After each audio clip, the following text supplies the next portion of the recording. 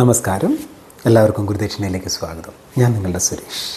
ഇന്ന് വിവരദോഷി പരാമർശത്തെക്കുറിച്ച് ആണ് സംസാരിക്കാനായിട്ട് ഉദ്ദേശിക്കുന്നത്. ഞാൻ ഈ വിഷയത്തെക്കുറിച്ച് സോഷ്യൽ മീഡിയയിൽ നോക്കി, വിഷ്വൽ മീഡിയയിൽ നോക്കി, എഴുത്ത് മാഗസിനുകളിലൊക്കെ നോക്കി, പേപ്പറുകളിലൊക്കെ നോക്കി.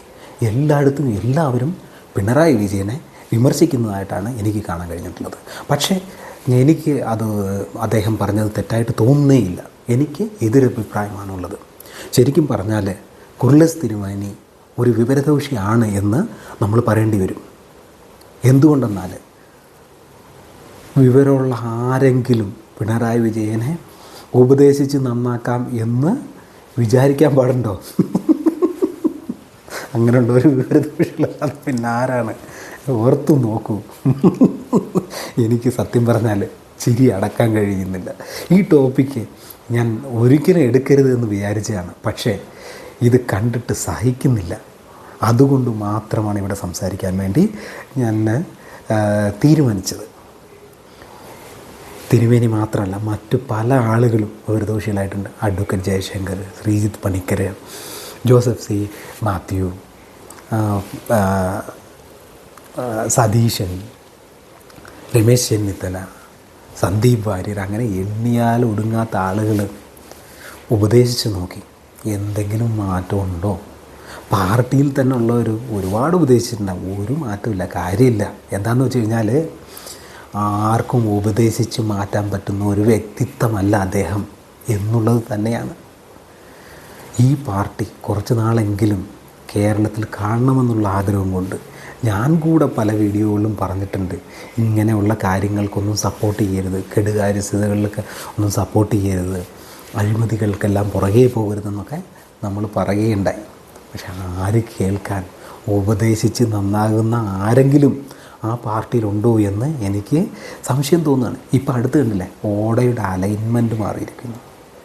കപ്പിത്താൻ എന്നൊക്കെ പറഞ്ഞിട്ട് ഭയങ്കര പ്രസംഗം നടത്തിയ മാഡത്തിൻ്റെ ഭർത്താവിൻ്റെ കടയുടെ കൂടെ മുമ്പിൽ പോയപ്പോഴത്തേക്ക് ഓടയുടെ അലൈൻമെൻറ്റ് ചരിഞ്ഞു പോയി. ഓർത്ത് നോക്കൂ, ഒരു കുട്ടിയെ പട്ടിണിക്കിട്ട് കൊന്നിട്ട് അതിന് ഉത്തരവാദിത്തം ആരാണെങ്കിലും ശിക്ഷിക്കേണ്ടതല്ലേ? ഇവരൊക്കെ ഒരു എക്സാമ്പിളല്ലേ കാണിക്കേണ്ടിയിരുന്നത്? ഇങ്ങനെയുള്ള ഒരു ഇടതുപക്ഷ പാർട്ടി, എത്രയോ വലിയ ഐഡിയോളജിയുള്ള പാർട്ടി, നമ്മളൊക്കെ മനസ്സിൽ പേറിക്കൊണ്ട് നടന്നിരുന്ന ഒരു പാർട്ടിയാണ്. കാണുമ്പോൾ വിഷമം തോന്നുന്നു. അപ്പോൾ വന്ന് വിവരദോഷിയായിട്ട് ജി സുധാകരൻ വരെ വന്ന് പറഞ്ഞു, എന്ത് ഒരനക്കമില്ല, ഇത് ചേഞ്ച് ചെയ്യാനൊന്നും പോകുന്നില്ല. അദ്ദേഹത്തെ ആരെങ്കിലും ഉപദേശിക്കാൻ പോയാൽ അവൻ വിവരദോഷിയാണ്. വിവരദോഷി ഞാനും ഒരു വിവരദോഷിയാണ്. നടക്കുന്ന കാര്യങ്ങളൊക്കെ പറയുക, അല്ലാത്ത കാര്യങ്ങൾ പറഞ്ഞ് വിവരദോഷിയാകാൻ നിൽക്കുന്നതിനേക്കാളും നല്ലത് മറ്റു പലരെ പറ്റിയും പറയും. അവരൊരുപക്ഷെ നന്നാകാനുള്ള ചാൻസൊക്കെ ഉണ്ട്. അല്ലാതെ ഇവിടെ വ്യത്യാസം കാണാൻ പോകുന്നില്ല. എന്തൊക്കെ കാര്യങ്ങൾ ഓർത്ത് നോക്കൂ. പല യൂണിവേഴ്സിറ്റികളിലേക്കും പലരും തിരികെ കയറ്റുന്ന കാര്യം, മോഷ്ടിക്കുന്നവരെ സഹായിക്കുന്നവർ, PhD മോഷ്ടിച്ചുണ്ടാക്കുന്നവർ, ഇങ്ങനെയൊക്കെ ഉള്ളവരെ സപ്പോർട്ട് ചെയ്യാൻ നടക്കുമ്പോൾ വിവരദോഷികൾ കൂടും നാട്ടിൽ. പക്ഷേ ഈ പാർട്ടി കുറേശ്ശെ അലിഞ്ഞലിഞ്ഞ് ഇല്ലാതാകുകയാണ്. അങ്ങനെയുള്ള സ്ഥലത്ത് BJP വളരും, കോൺഗ്രസ് വളരും, മുസ്ലിം ലീഗ് വളരും, അങ്ങനെ മറ്റു പല പാർട്ടികളും വളരും.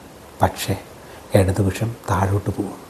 അതുകൊണ്ട് വിവരദോഷികൾ പറയുന്നത് കുറച്ച് കേൾക്കാൻ ശ്രമിക്കണം എന്ന് മാത്രം പറഞ്ഞുകൊണ്ട് ഈ വീഡിയോ ഇവിടെ അവസാനിപ്പിക്കുക.